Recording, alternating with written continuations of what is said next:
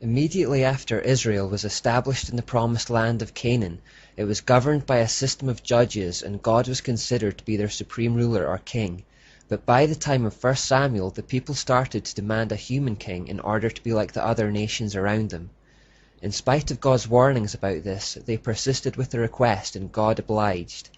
The first human king was Saul, who was soon replaced by David, and this takes us into the book of 1 Kings in the Bible, where the subsequent succession of kings are documented. These transitions of leadership led to a downward spiral and the eventual division of Israel, and throughout it all we see a constant invasion of Baal worship over the years. Satan was still going with Plan A at this point. The pivotal figure was King Ahab, and just as Nimrod's importance was hinted at by the extra attention given to him in Genesis, the same can be said of King Ahab in the book of 1 Kings. The writer makes sure to elaborate on his reign and to tell us his story in greater depth than the other kings. The Bible says of Ahab that he did evil in the Lord's sight, even more than any of the kings before him. This guy was the worst of the worst. There had been bad kings before, but no one touched Ahab. Not only this, but he married a woman called Jezebel, who was the princess daughter of Ethbaal, Canaanite king of Tyre and Sidon, and priest of Astarte. You couldn't get a worse combination of titles, and clearly this was not the kind of family the king of Israel should have been marrying into. For a people that God was intent on keeping undefiled and pure, this marriage would pose significant problems. As expected, soon after their marriage the pollution began. Ahab established a temple for Baal and an Asherah pole in Israel for his wife's sake. An Asherah pole is basically an obscene phallic symbol, otherwise known as an obelisk. But Queen Jezebel was not content to simply allow the worship of Baal and Asherah concurrently with the worship of Israel's true God. She was determined to eliminate worship of the true God altogether. She embarked on a campaign whereby most of God's prophets were killed, and in their place were installed false prophets for Baal and Asherah. She successfully controlled Ahab, implemented idol worship, and had him build a temple in their honor.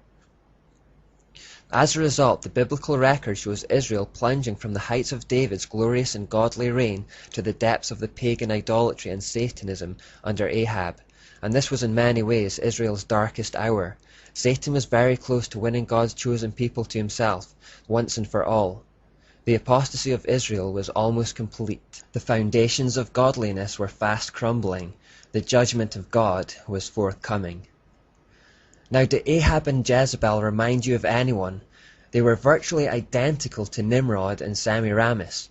It's almost as though Satan thought to himself that since this tactic had worked so well in Babylon, it might just be the one that would finally clinch victory in the battle to subvert the Israelites. Like when a play or shot works particularly well in sports, you're tempted to use it again in the hope it produces the same result. This is what he was doing. He was attempting to create the same kind of structure within Israel that he had created in Babylon, and was hoping the same end would be achieved.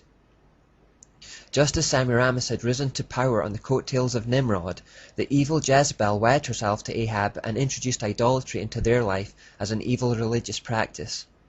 This was probably not a marriage of love. Rather, it was a spiritual and political affiliation designed to merge two different kingdoms. Just as Semiramis had an insatiable lust for power and would go to any ends to retain it, even killing her husband and plotting to kill her son, we see the same kind of spirit in Jezebel, a lust for power, control, and domination. Given her background in Baal worship, where sex acts and licentious living was exalted as a way to tap into the power of the gods, she would have had no qualms about sleeping her way to the top. Ahab, king of Israel, was completely subdued and dominated by Jezebel. Israel was now full of pagan shrines, filled with priestess prostitutes, servicing the worshippers. The sexual lure was more than the men of Israel could resist. By Jezebel's influence, 10 million Israelites left the worship of God for Baal and Ashtoreth. Only 7,000 people in the entire nation were not swayed by her control. This is how close Satan came to claiming Israel and thus removing the last remaining barrier between him and world domination. God, however, as always, had a man for the job, Elijah. Jezebel had killed most of God's prophets but hadn't managed to get her hands on Elijah yet, and it was he who God used to turn Israel back from the brink. It all took place on Mount Carmel, a direct showdown between God and Baal.